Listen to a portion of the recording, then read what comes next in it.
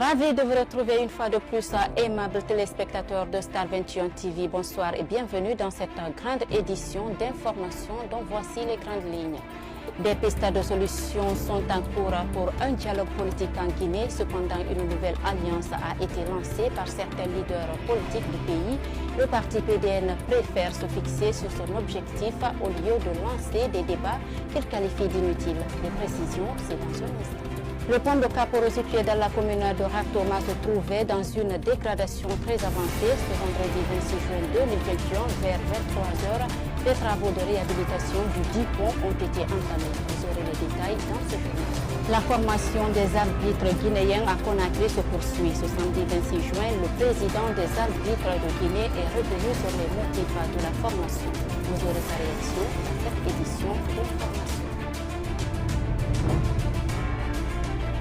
Une fois encore, bonsoir et bienvenue dans ce journal. La crise politique guinéenne qui sévit le pays continue à faire couler salive et encre dans la cité pendant que des dispositions de dialogue sont en cuisine. Une nouvelle alliance politique a vu le jour ce jeudi à Conakry avec à sa tête Dr Ousmane Kaba du PADES. Le parti PDN s'est dit être serein sur sa position politique guinéenne. Ibrahim Souribari. Pendant que le cadre du dialogue politique est en cours, le pays assiste à la naissance de nouvelles alliances politiques. C'est le cas de la COPED lancée ce jeudi par les partis politiques du pays. Une action que le Parti de l'Espoir et du Développement National ne partage pas. L'opposition aujourd'hui doit œuvrer dans le sens du renforcement de ses structures à la base. On est d'accord, les structures, chaque parti doit œuvrer dans ce sens, renforcer ses structures et les coalitions qui existent, qu'on œuvre également à les renforcer. Donc c'est ça l'objectif principal, c'est ce qui doit être aujourd'hui le leitmotiv de l'opposition.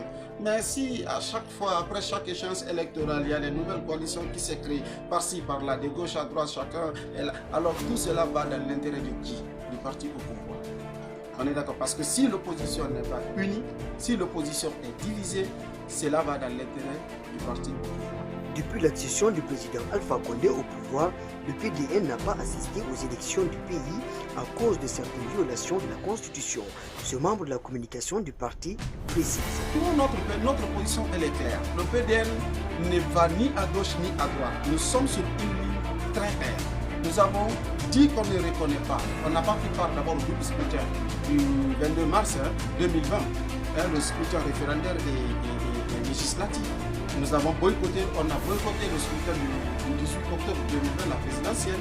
Donc on a dit qu'on ne reconnaît ni le référendum, c'est-à-dire ni le double scrutin, ni les institutions issues de ce double scrutin, ni la présidentielle du 18 octobre. Alors on ne peut pas aller à un cadre de dialogue qui va dans ce sens-là, qui est juste une continuité.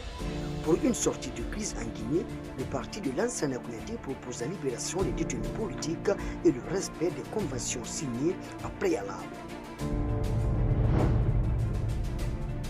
L'humanité a célébré ce samedi 26 juin la journée internationale de lutte contre la torture. Au cours des années 80 et 90, des progrès ont été accomplis aussi bien dans l'élaboration de normes et d'instruments juridiques que dans la mise en œuvre de l'interdiction de cette pratique.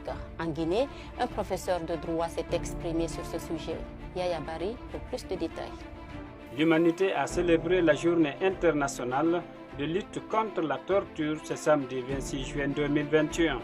En Guinée, ce docteur Androua explique l'importance de cette journée.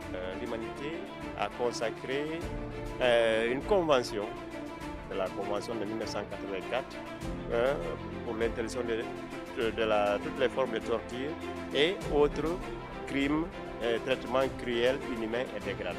Et pour souligner l'intérêt, l'importance de cette interdiction, le 26 juin de chaque année a été consacré à la journée internationale pour la protection des victimes de torture. Pour assurer l'application effective de la Convention contre la torture et autres peines, Maître Pierre Souleymane Bari fait des propositions.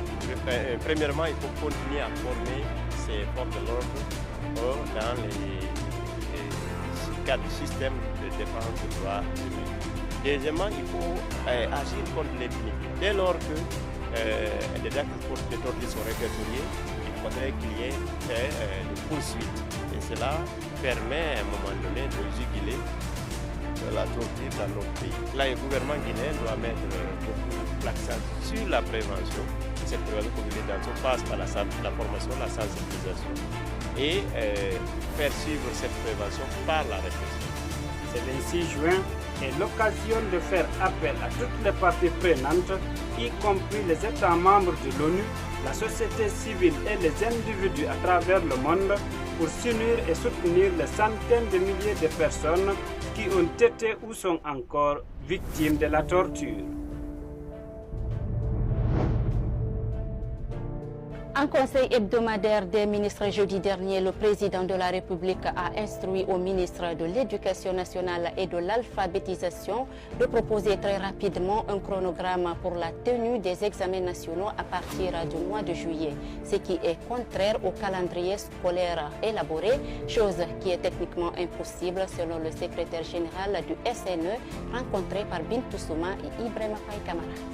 Pour l'année 2021, le calendrier scolaire élaboré par le ministère de l'Éducation nationale et de l'alphabétisation s'étendait du 1er décembre au 31 août. Un plan de progression où les cours devaient être achevés au 31 juillet. Un programme écourté par le gouvernement.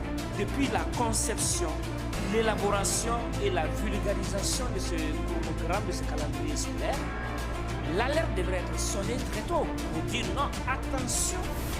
À quelle période il y a une abondance de géométrie qui ne serait pas de nature à permettre le déroulement normal des épreuves. Mais on attend. À 2 mois de la fin de ce calendrier scolaire, il faut impérativement organiser et très rapidement, écoutez, on dit très rapidement, les examens au mois de juillet. Selon le secrétaire général du syndicat national de l'éducation, il est impossible d'organiser les examens nationaux au mois de juillet. Il y a aujourd'hui des professeurs qui n'ont pas encore fini leur programme d'enseignement. Vous avez des écoles où il n'y a même pas de professeurs. Qu'on dise aujourd'hui que ceux-là ont terminé totalement tous les programmes, mais c'est archi faux. La deuxième observation se situe au fait qu'il faut une préparation psychologique des candidats. Troisième observation, au niveau de la liste des candidats. Personne ne peut vous dire aujourd'hui exactement il y a combien de candidats au baccalauréat. La quatrième observation se situe au niveau des compositions de fin d'année. Donc ça veut dire qu'on va faire les 3 examens au mois de juillet, en même temps faire aussi les compositions de passage. Pour cette structure syndicale, cette précipitation d'organisation de ces examens a une autre connotation. Il y a des velléités d'augmentation du prix du carburant à la pompe. En 2018, ça a été le même cas. Lorsque le prix du carburant était à 8 000 francs, ça devrait passer à 10 000 francs. Donc, on avait précipité encore les examens, on avait bousculé le calendrier. Cette précipitation laisse transparaître l'hypothèse selon laquelle l'État serait en passe d'augmenter le prix du carburant. Au regard de toutes les observations sur l'année scolaire dernière, ces structures syndicales demandent que cette année, ces examens soient crédibles, justes, transparents et équitables pour le bien de l'élève guinéen.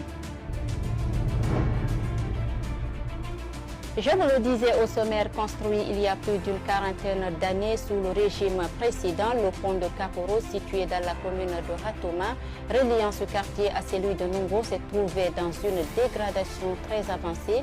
Ainsi, pour des mesures de précaution, le ministère des Travaux publics a pris les devants. Ce vendredi 26 juin 2021, vers 23h, les travaux de réhabilitation du dit pont ont été entamés. Mariama Bari et Ibrahima Khalil Silla étaient sur place.